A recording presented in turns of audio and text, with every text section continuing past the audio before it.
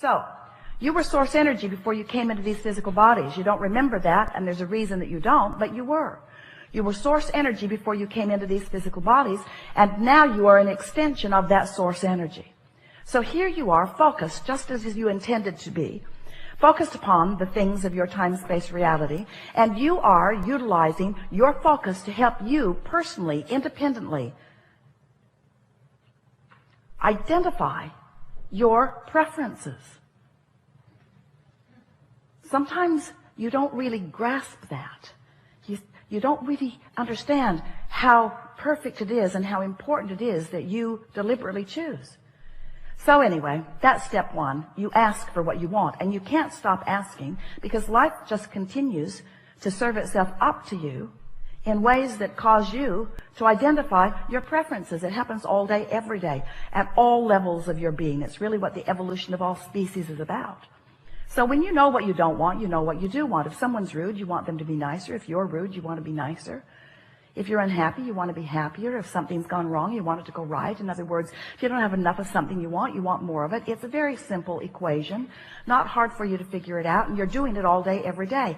But what you may not know is that every time, whether you speak it out loud or not, something happens like that, you are launching these vibrational preferences. And the larger part of you is aware of the preference that you have launched and becomes it, because your inner being is unconditional. Your inner being rides the rocket of your desire. When you say, I prefer something, your inner being doesn't say, well, there aren't that many of them going around. Your inner being doesn't say, well, that's risky business and it's unlikely. Your inner being doesn't say, you don't have the education for that, or the money for that, or the background for that. When you launch a rocket, a request, a preference, a desire, your inner being becomes a vibrational match to it immediately. And because you are an extension of that inner being who has become a match to it, now you hold the potential of splitting your energy if you don't become a match to it too. You see how it works? When you say, I want that, the source within you says, done. We're there. We've got it. We're a vibrational match to it. Because everything that manifests is first a vibrational frequency. And the source within you will give you this, can more easily match your desires because in the energy stream, it is immediate. In your manifestational world, you've got some bugs to work out of your vibrational frequency. Source doesn't have to work those bugs out because Source already believes in you. Source already knows your value. Source already knows your worthiness. Source remembers why you came and who you are. So when you launch a rocket about something that you would like more of, Source is right there in that frequency. And in fact, the only reason that any of you ever feel any slight or strong negative emotion is because Source finds the frequency, the fullness of the desire that you have launched, and when you don't, there's vibrational discord between you and Source. Does that make sense to you? The only reason, if there were ever a way for you to understand that Source exists, it must be in your emotional awareness. Because if there were not someone keenly interested in you and holding a vibrational frequency about you, then you could think anything you want and you would feel no vibrational variance. That's something really to think about. When you feel negative emotion, it always means the same thing. You've got a different opinion about this than Source has about this. And that's something else we really want you to hear. Source does have an opinion about this and this and this and this. Now. Source adores you. When you're mad at yourself, you've got a split going on. There's a gap widening. Source adores the people of this planet. When you carve out a section of them and hate them, you've got a rift going on between you and Source. You will never be able to be in alignment with Source when you hold hate in your heart because of some condition that you can't control. As you get to know Source better through your awareness of what it feels like to be in alignment, you can learn in a matter of days how Source feels about everything that is active on your planet today.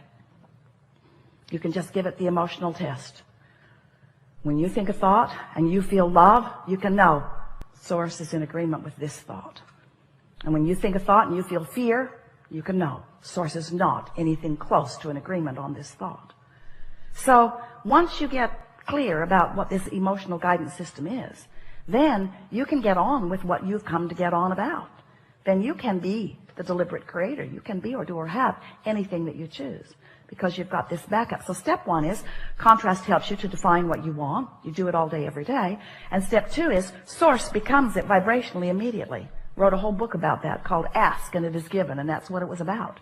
That when you ask, source becomes the vibrational equivalent of it. The energy that creates worlds. Imagine that. The energy that creates worlds. The vibrational equivalent to your desires. Keeping the light on, keeping the vibration steady, so that anytime you get in the vicinity or away from the vicinity, you'll know where you are in relationship to it. Helps you to zero in on who you really are and what you really want, to become the fullness of all that you are. So your work really is the step 3 part of this 3-step process. Now step 4 process, but the step 3 process we talked about for so many years. Ask, source answers, and then you must find a way to become a vibrational match to what you're asking for. In other words, you can't want something and doubt it and get it. You can't want something and be mad that you don't have it and get it. You can't want something and be impatient about it. The flight attendant said, "Thank you for your patience." And Esther said, "You're confused about who." You must be talking about the previous flight because no patience happening here.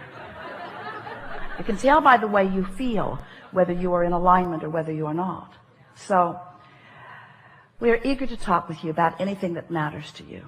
We're going to help you to find some ways, if you want them, to line up easily with who you are and what you want. In some ways, some of the things that we will suggest today, you will stubbornly protest against a little bit because it's just going to seem too simple. And some of the things that we're going to say to you and promises that we're going to make to you, you may even doubt a little bit because they're just words that sort of kind of make sense and maybe you feel resonance with them, but you haven't had the manifestational evidence in your life yet about it. But we know that with just a little bit of listening and a little bit of resonating and a little bit of awareness and then a little bit of focusing, that you will find manifestational evidence about everything that we talk about here today. You're going to know precisely how your thoughts become the reality that you are living, so that not only you are aware of it, but others who are observing you as well. So as we've been talking to you about launching these rockets of desires, we also wrote a book about where they go. We called it The Vortex. It's this vibrational reality. It's this vibrational reality that you cannot yet see or hear or smell or taste or touch. You can feel it emotionally. Well, that's just annoying to people. We spend a lot of time trying to talk you into getting into the vortex where everything you want is. And you were very nice to us. No one ever got up and left the room. Well, just that one guy. But you were interested about the vortex, but you began saying things like, okay, so my fortune's in the vortex, Abraham. I want it to come out of the vortex and into my bank. Because it's nice knowing that I've created realities that I can't see yet, or that others can't see, but really, how long can this go on? How long do you think you can keep me hopeful about things that aren't tangible? And we say, it was never your intention to come and live without the tangibility. You are in a time-space reality where you can measure your existence through your manifestations. We just want you to understand that if you've got a vibration going on that is keeping you from being a vibrational match to what you want, the manifestation that you want cannot come. And you wouldn't want it to. You wouldn't want it to. So then we began talking to you about, so here's all of this vibrational reality, and you're going, yeah, we accept it, get on with it. How do I get it into my reality where I can see it, where others can see it? And so we began talking about your point of attraction. For a while we called it a grid. It's your point of attraction. It's like the framework of who you are, looking for different ways to help you feel the reality of your point of attraction. Your point of attraction, where you stand.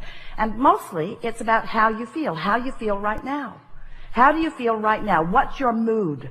What is the mood that is swirling around you? Because your mood is the best indicator that you have, your mood, to let you know what the vibrational atmosphere is that you've got going on. And your vibrational atmosphere matters because it is your point of attraction. How you feel, your mood, the thoughts you're thinking, the beliefs you hold, what's going on, the conversations you have, how you move in the world, how you feel in the world, what you're doing now. Right now, you have a relationship with your vortex. Right now, you have a relationship with your vibrational reality. And the question that we want you to ask yourself is the relationship that you have with something that's in your vibrational reality, in your vortex, is the relationship you have one of holding it away? And you can tell by the way you feel whether you are holding it away or whether you are allowing it in. You can also tell by whether it's coming in or not. In other words, we're not asking you to just hold yourself in this emotional state of being and just take our word for it. What we're saying to you is take our word for it, hold yourself in the emotional state of being, and watch the evidence move from your vibrational reality into your reality until before long you will have such confidence in your ability to manifest anything that you desire, because you will have discovered what kinds of things you've been doing that have been preventing the things that you want from coming easily. And we can tell you in a very succinct, nutshell kind of a sentence what it mostly is. Your observation of the conditions that exist now are the reason that you keep repeating a pattern that holds away the things you want. It really is that simple. You got to change the way you look at things. You got to reorient yourself. You've got to become more vibrational interfacing. You have to trust the way you feel. You have to accept that you have guidance. You have to accept that your guidance is always leading you toward what you want. And you have to be aware of when you're moving toward what you want and when you're not moving toward what you want. And you have to accept that the emotions that you hold are the indicator of whether you're moving closer or further. You can just tell. You'll get so good at this that you'll be in the middle of a conversation and you'll stop talking right in the middle of it because you'll realize that you're moving away from what you want rather than toward what you want. So often, in your quest to make someone else understand what you mean, who's in a different vibrational frequency and is not hearing what you mean, in your attempt to get them to hear what you mean, you are responding to the condition of them not hearing. So you are basing what you are saying based upon what they are not hearing, and then you join them in their frequency rather than maintaining yours, and then instead of them hearing what you mean, you hear what they mean, and nothing changes. Oh, you got that, didn't you?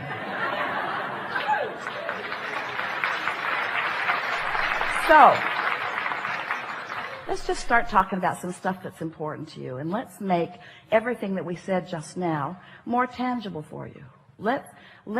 We want you to feel your thoughts becoming manifested. We want you to feel the movement of the vibration into awareness, into emotion, and then into see it, hear it, smell it, taste it, touch it, tangible, manifested stuff, just like you intended.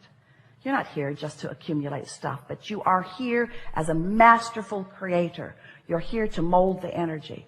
And how your life is playing out is evidence of how you're doing.